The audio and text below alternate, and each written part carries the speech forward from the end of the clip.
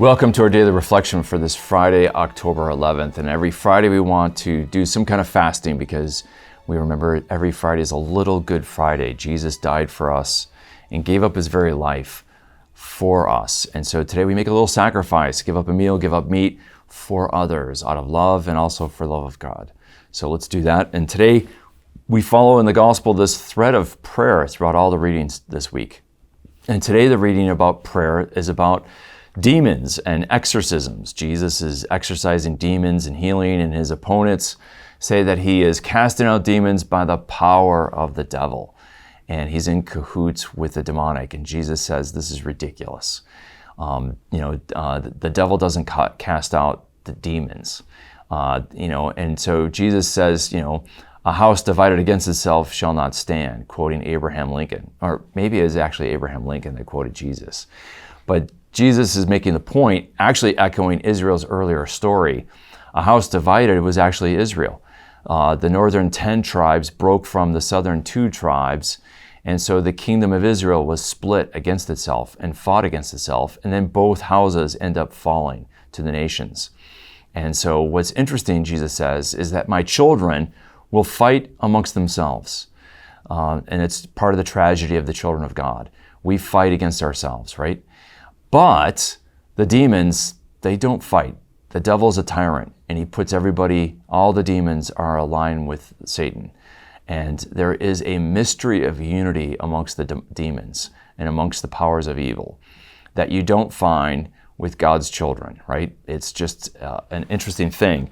But Jesus goes on to talk about a demon who gets cast out of a house and dispossessed, goes wandering, and then he ends up coming back and finds the person he left, in good order and quiet but empty, and he brings 7 other demons worse than himself. So the state of that man is worse than before. And I think Jesus might be referring to how we know in the beginning of the Gospel of John that he cleanses the temple at the beginning of his ministry. But then what happens, like an exorcism, you can cast out the demons like Jesus cleanses the temple, but if it's not filled with good, with God, with grace, and with love, then the demons can come back and find that house empty and reoccupy it, and the reoccupation might be worse than before. And so it's not enough to cast out the demons and get rid of them. We have to fill our hearts with the good, with God's grace, with God's love. And so if a demon is cast out of a person, but that person doesn't practice faith and love and fills their heart and their life with grace and God's goodness, well, the demons can come back and fill that void and make it worse than before.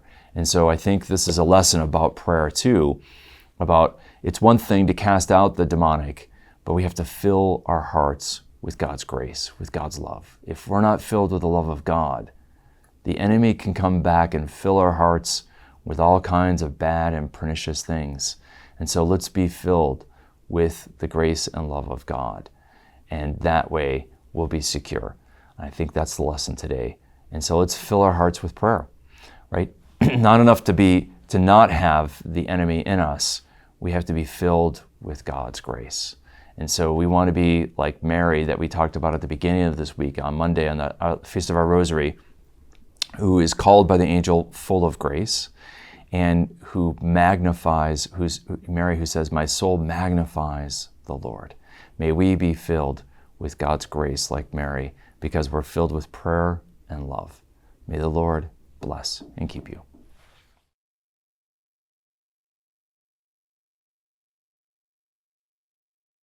This daily reflection is brought to you thanks to the generous support of the Mission Circle.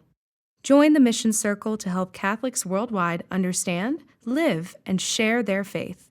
Sign up at missioncircle.org today.